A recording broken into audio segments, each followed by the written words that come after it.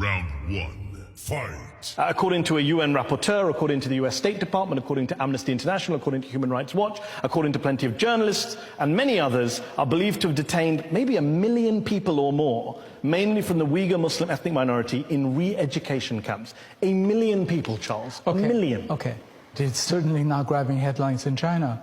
Isn't that because you don't have a free press in China, so you can't have headlines about the Uyghurs? No, it's because there are 55 national minorities in China, and Uyghurs' population is, in total, 9 and 10 million, I believe, in Xinjiang. Yes, 0.7%. But the world doesn't work on percentages. If you lock up 1 million the people world in doesn't. camps, the world pays attention. 1.4 billion people need to be fed, need to be clothed, That got to need lock to be up 1 educated. million people in Xinjiang. That must concern you to hear that 1 million people of your fellow Chinese countrymen and women have been locked If up by it's your true, government. sure. How do we establish if it's true or not? Why don't you let people in to check and count? Then we'll know for sure. I think people have visited. No, they've been on kind of supervised trips with Chinese monitors to select camps where they haven't been able to see everything. In fact, Reuters went on a trip last year. They were taken around, they were allowed to meet some people, and the people sang, "If you're happy and you know it, clap your hands."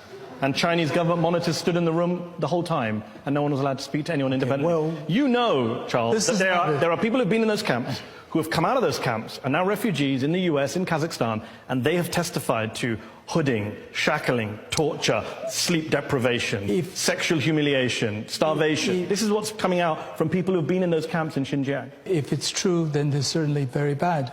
This is not my area of expertise, and I'm not involved in the politics, and I've never been to Xinjiang. I'm more concerned about the economic side. Round two, fight. There's another gentleman, he was very promising footballer.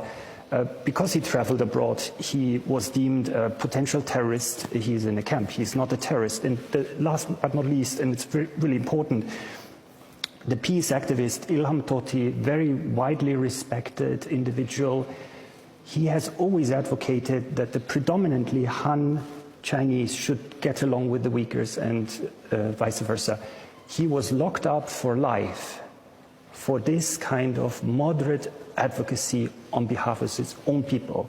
So I would say these three individuals need to be released immediately. The 1 million Uyghurs and Kazakhs need to be released immediately. There is no justification to bring so much harm to them and their families. They should be able to live in peace and free from fear. Victor, what's your response to that? And Charles, you wanted to come in. Do you know how many Uyghur fighters are fighting in Definitely not 1 million. Syria? Victor. 5,000 people. So why not lock up those 5,000 people? Each Uyghur fighter fighting in Syria has about 3 or 4 persons in their family fighting together. How does 5,000 fighters go over to Syria? Come on, Charles. Every country has had problems with fighters going out to Syria. Okay. France has endured far more terrorist attacks than China has. Wait, and the French have not locked up 1 million Muslims in France. 5,000, and how did they get there? There's a support group. Same in France, Charles. And the French have not locked up 1 million people. They have a problem. The French claim they have a problem of radicalization. They brought in a state of emergency, but they haven't detained 1 million people. But even the French haven't said, you can't name your son Mohammed. You can't have children entering mosques. Government employees can't fast during Ramadan. You can't grow, quote, abnormally long beards. That's what Beijing has banned Uyghur people from doing. That's false. How about children not being allowed to go into mosques? That's totally false. Why is it false? How do you know it's false? Because I've seen the photos of the signs. There are photos of the I have a neighbor, immediate next door neighbor, who is Muslim and who goes to mosque with his children. in Beijing. Yeah. He's not in Xinjiang. On the one hand, you say, don't ask me, I don't know anything about this. But then you jump in to say everything's fake. Final round. Fight. Stephen, let me ask you this. You're listening to Charles and Victor saying this is propaganda. What do we know? What does the evidence suggest to you that you've seen that can be corroborated about what's happening on the ground on a place like Xinjiang? What we do know of the political system is that the Communist Party of China has a monopoly of the truth and a monopoly of history in China. Therefore, what they say must be true is by definition, and what anybody else has to say that does not coincide with what the party says are false news.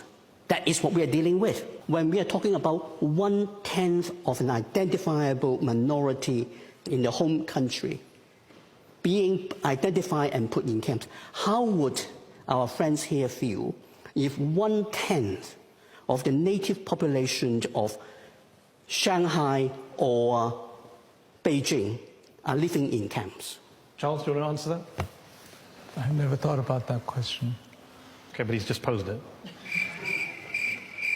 I just don't see it. I don't see it happening. I don't see it possible physically. I just don't see it. I don't see it